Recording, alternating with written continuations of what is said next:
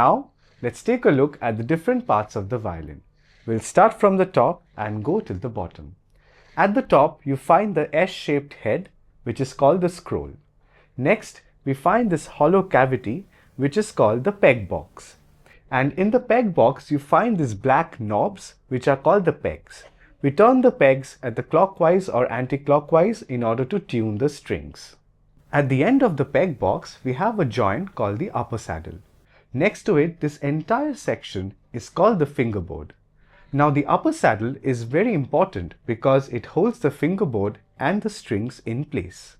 Now we will flip the violin, and the portion that you see here is called the neck of the violin, and the portion where the neck ends is called the heel of the violin.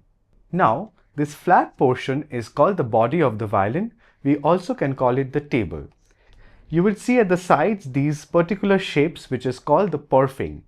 And as you go below, you find this S-shaped hollow areas. This is called the F-hole or the sound hole. Now, the most important part of the violin is the sound post, which you cannot see, but it is actually lying just under the bridge of the violin. It is truly the heartbeat of the violin. The main function of the sound post is to ensure that the top and the bottom portion do not collapse. Moving ahead, you see the black portion here, which is called the tailpiece. And on the tailpiece, you have 4 tuning pegs, which is used for fine tuning and to tune the strings without hassle while you're playing it. The tailpiece is held on by an end pin, which is called the saddle, using a tailpiece loop. Next to the tailpiece, we have the chin rest, on which we rest our chin while we play the violin. Now let us talk about the violin bow. The violin bow is made of wood and it's a bit flexible. The pointed end is called the tip and the rounded end is called the screw.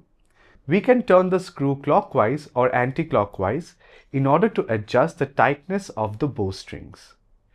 The rectangular block that you see here is called the frog, and the portion above it is called the winding. That is pretty much it. Now you need to remember the parts and its names because it will be helpful to refer to it while we are learning the holding and posture as we learn to play new songs on the violin.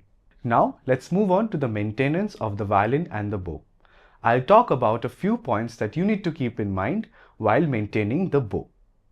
We must be careful as to not touch the bow strings with our fingers, as it can absorb the moisture and the sweat.